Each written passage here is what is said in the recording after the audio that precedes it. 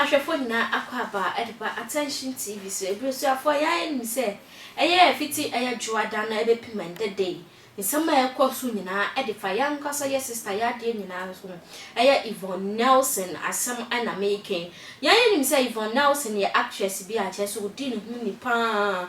na Ghana ha no se nkrofo dodo na epena asem ye papa because of her decency and her face na ya dia abayo in private life be mega tombo ntenso ma obia enka na adwen enfenti aneda na enu we krampo no ka se o change ne career from acting no according how be shop politics mu na ndie che se politics ya na ndie oba be president of Ghana na chese okone numa alisa na ebusuafo ne nyina ente enkonkoda na anu ya de abayo ye ente ne nka ewo industry ni mu biom na se ya na ete ne nka ewo industry ni mu biom a na yete ne nka o se o de book bia babonten ya book ne ye friend din se I am not Yvonne Nelson na sa book mu nsensam ni bi wo honoma eya ebisu wo honoma atwe Ghana fo adwen e de akwakosi nyama bebre so ama obi biara ka na adwen e de atwe eya abayo ye friend no Yvonne Nelson chapter 8 of this book and na all ka say ade a chitam na way back 2010 when rapper bi ehase so mo twempna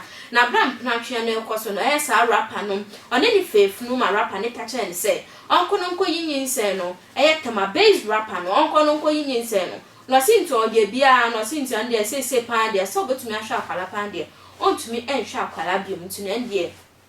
de oya ni say okoko yinyin say no na bro okoko yinyin say no osimoja tu ni ye pa na sa rapper yi entwa ne ni ama mehwe no wontumi amfa phone da kokrampo amfa ne mbisa ne say ho ya na say ho ya na so bra okosa ya woni mu no krampo ne so ten no wo hospital ama chese ya di moja ne ade nyina esisisi ne so nyanyame kwa ankoto na nan ehwansie do na sama base rapper yi enye obi bia say yanka say ya bra ya de nyina eya sa akode obere pombede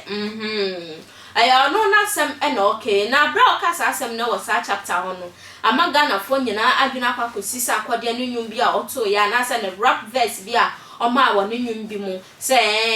oniska crampo a onyema oba akoji ono de ahyawo fo de ofom fala man na ration no de ration ba na bra asem yekoko koso no na ebusuafo nkrofo ka say Yvonne Nelson anya ade na we bi mo be ka say wa ya ade eka omo ka say wa anya ade eka na wey na ya nkasa ye maame ye Charlotte Oduro e de nsam ne bia ba beto monte so eya counselor yi ka say eya de eya Yvonne Nelson nsam a watchro yi eya very good pan book ya watchro ye good but offer emotional aspect of it or de eya enpakro ne yes ade edidin be sha ho de wa anya ade na ka oso tumi fa nipa foforo bi din na ko tumi de ba be sha ho no ne sa no ebetumi ma book na complete na mbo no ondwe ne future ho ade a oye odwe se bia de na onka hu se book ya ade bia da ho afebo na mbo dachi asembi ntino abra ya ma me din nsam no beto monte se yanko ne yanko jimu nchiremu enfembra. The action you are taking today because you are angry or you are emotional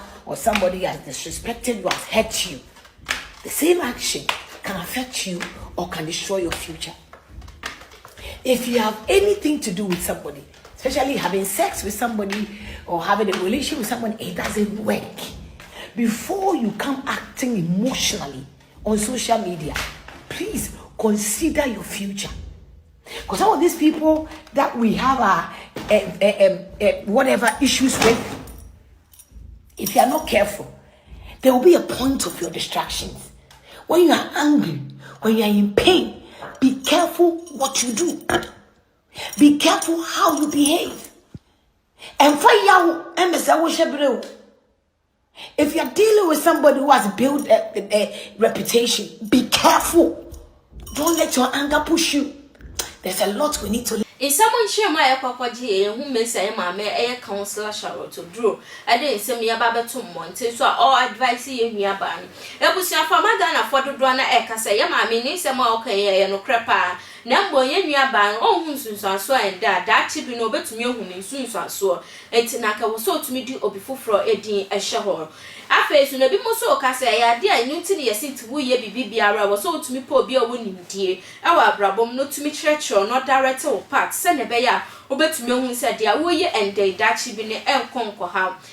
Ebusia phone some do don na crofo dia ba fa wo dia to comment section wo se na be ya da chi metumi akenkan ede ama kai se social media handles nyina na attention tv nti oba ho mo de answer be like wa share wa comment e we video sin nyina eso e ya de o share ma bonti abom samra na from ohima echa